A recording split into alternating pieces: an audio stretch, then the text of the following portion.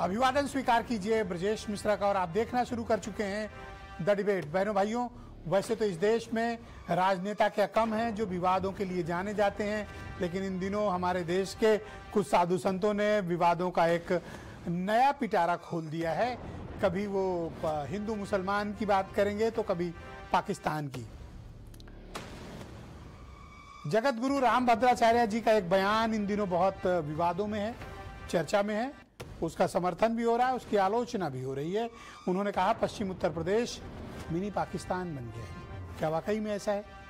इसके पहले वो प्रेमानंद महाराज को काफी भला बुरा कह चुके थे और उसके पहले उन्होंने ब्राह्मणों की कुछ उपजातियों को काफी गाली गलौज और अपमानजनक भाषाओं का इस्तेमाल किया था। तो रामभद्राचार्य जी ऐसा क्यों कर रहे हैं? क्या उनकी जो बातें हैं वो जायज हैं या फिर वो नाजायज और गलत बातें कर रहे हैं? आज हम इसी विषय की चर्चा करने वाले हैं। बहनों भाइयों, रामभद्राचार्य जी का एक स्टेटमेंट इन दिनों बहुत ज्यादा वायरल हो रहा है। उन्होंने कहा कि पश्चिम उत्तर प्रदेश मिनी पाकिस्तान हो गया है। भारतीय जनता पार्टी के 8 साल से अधिक शासन को उन्होंने पश्चिम उत्तर प्रदेश के मिनी पाकिस्तान में बदलने का ऐलान कर दिया। ये अपने आप में बहुत चौंकाने वाला है। वैसे रामभद्राचार्य जी भारतीय जनता पार्टी की नीतियों का समर्थन करते हैं, लेकिन पता नहीं किन्हीं कारणों से वो दोनों सरकारों को घेरते हुए कह रहे हैं कि पश्चिम उत्तर प्रदेश मिनी पाकिस्तान बन गया है। ऐसा उन्होंने क्यों कहा, ये अपने आप में गंभीर बात है जिस पर चर्चा होनी चाहिए। रामभद्राचार्य जी का पाकिस्तान कहने का तात्पर्य पश्चिम उत्तर प्रदेश का, इस पर स्थिति भी स्पष्ट होनी चाहिए कि क्या वाकई में वो जो क्लेम कर रहे हैं वो सही है या फिर सिर्फ ध्यान खींचने के लिए या मीडिया में बने रहने के लिए या ध्यान आकर्षण के लिए ये सब कर रहे हैं। वैसे बड़े प्रख्यात संत हैं, उन्हें मीडिया में इस तरह के बयान विवादों में आने के लिए कोई ज़रूरत नहीं। वैसे उनके बड़े लाखों प्रशंसक, फॉलोअर्स, महिलाएं और पुरुष सब हैं। तो क्या रामभद्राचार्य जी का यह बयान यूं ही है या इसके पीछे कुछ कारण है? बहनों भाइयों, रामभद्राचार्य जी का पहला ये कोई बयान नहीं है।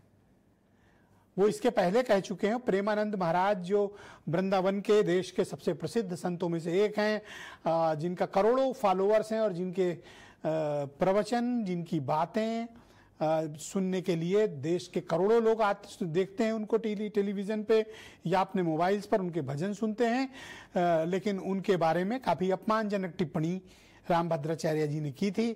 लेकिन जब देश भर में प्रेमानंद जी को गाली देने पर आक्रोश प्रकट किया उनके भक्तों ने, तो तब फिर रामभद्राचार्य जी ने अपनी बात वापस ले ली थी। लेकिन उसके पहले उन्होंने ब्राह्मणों की जो उपजातियां हैं उनको काफ़ी अपमानजनक शब्दों से संबोधित किया था। उसके पहले वो दलितों और पिछड़ों को भी गाली गलौज कर चुके हैं और भारत के संविधान का वो विरोध करते हैं। हिंदू समाज के बहुत ही जाने माने संत हैं, बड़े प्रकांड विद्वान हैं। उनको वेद, निषद, उपनिषद, रामायण, गीता कंठस्थ है। ऐसा विद्वान बड़ी मुश्किल से मिलता है जिसको इतनी जानकारी हो, इतना ज्ञान हो धर्म के बारे में। लेकिन उनके जो बयान हैं वो उनके ज्ञान से ज्यादा चर्चा में रहते हैं। तो क्या वो सुर्खियां बटोरने के लिए ऐसा कर रहे हैं या वो ये देख रहे हैं कि उनके बाद आए साधु संतों का समाज में बड़ा ग्लैमर और क्रेज हुआ? जैसे उनके ही एक शिष्यों की परंपरा में से एक शिष्य निकले बाबा बागेश्वर, गजब उनका क्रेज चल रहा है इन दिनों। वो निकले रामभद्राचार्य जी की ही परंपरा से, लेकिन इन दिनों बाबा बागेश्वर फॉलोअर्स के मामले में रामभद्राचार्य जी से बहुत आगे निकल गए हैं। उसी तरह चित्रकूट के रहने वाले और अब वृंदावन में रह रहे प्रेमानंद जी महाराज, इस वक्त उनसे ज्यादा फॉलोइंग शायद ही किसी संत की हो। तो क्या रामभद्राचार्य जी जलन के कारण इन लोगों के लिए कुछ ऐसा करते हैं? उनके मन में कोई द्वेष है? और उन्होंने मिनी पाकिस्तान क्यों कहा पश्चिम उत्तर प्रदेश को? क्या वहां मुसलमान अधिक हैं इसलिए? बहनों भाई, पश्चिम उत्तर प्रदेश में मुसलमान उतने नहीं हैं जिसके लिए वो मिनी पाकिस्तान जैसे शब्दों से नवाजे। लेकिन कुछ एक जिले हैं जहां पर मुसलमानों की संख्या काफी है। लेकिन इस तरह का उनका स्टेटमेंट ये हैरत में डालता है। क्यों? क्योंकि वो भारतीय जनता पार्टी के करीबी संतों में से एक हैं और दिल्ली में 11 साल से और उत्तर प्रदेश में 8 साल से अधिक से भारतीय जनता पार्टी की बहुमत वाली, नेतृत्व वाली सरकार है। वो किस पर उंगली उठा रहे हैं, ये एक गंभीर प्रश्न है। और रामभद्राचार्य जी कोई सामान्य संत नहीं है, जैसा कि मैंने बताया वो एक बड़े संत हैं। और उनको सुनने, मानने और पालना करने वाले लोग भी बहुत हैं।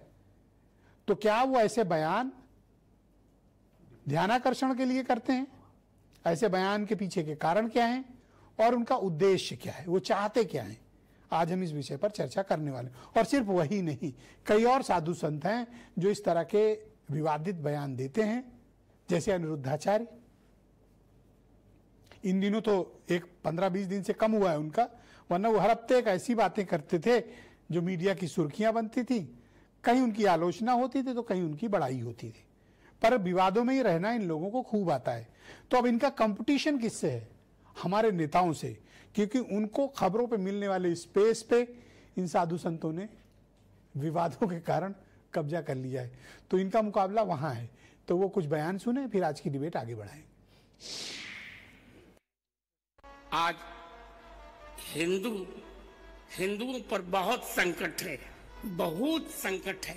अपने ही देश में हम हिंदू धर्म को उतना न्याय नहीं दे पा रहे हैं।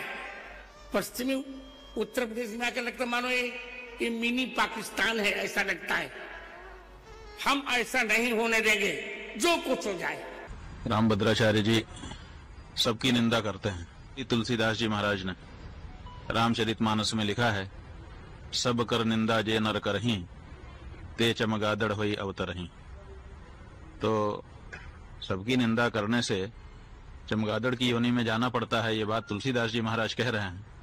और उन्हीं तुलसी जी के नाम पे पीठ बना करके बैठे हुए रामभद्राचार्य जी सबकी निंदा कर रहे हैं। पूज्यपाद जगत गुरु रामभद्राचार्य जी ने जो कहा बिल्कुल सच कहा। मैंने 15-20 साल पहले ये बात कही थी, जो आज पूज्यपाद रामभद्राचार्य जी को कहने की नौबत आई।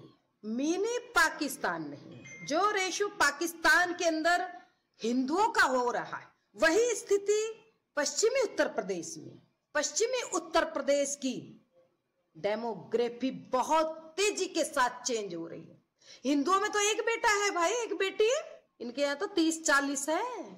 अच्छा, धर्मगुरु कहाँ से आएंगे? धर्मगुरु भी तो वही करेंगे जो सरकार चाहती है। भाई धर्मगुरु भी वही कह रहे जो सरकार चाह रही। इस तरह के बयान नहीं देना चाहिए। अगर कोई मुस्लिम धर्मगुरु इस तरह के बयान दे दे तो उसके खिलाफ कार्रवाई होगी। नहीं, महाराज जी को इस तरह के बयान नहीं देने चाहिए। तो बहनों भाइयों, आज की इस पर चर्चा को हम आगे बढ़ाएंगे। संजय सिंह भारतीय जनता पार्टी के लीडर हैं, मेरे साथ कार्यक्रम में मौजूद हैं। मनीष हिंदवी कांग्रेस कमेटी के प्रवक्ता, कर्नल शरद शरण समाजवादी पार्टी के प्रवक्ता हैं, हाजी हसन जाने माने स्कॉलर हैं इस्लामिक कम्युनिटी के, वो हमें ज्वाइन करेंगे। जगत गुरु राम दिनेश आचार्य जी मेरे साथ इस कार्यक्रम में मौजूद हैं, और नरेंद्र पवार संयोजक हैं हिंदू संघर्ष समिति के, और वीरेंद्र सिंह जी हमारे स्टेट हेड। आप सभी का स्वागत और धन्यवाद।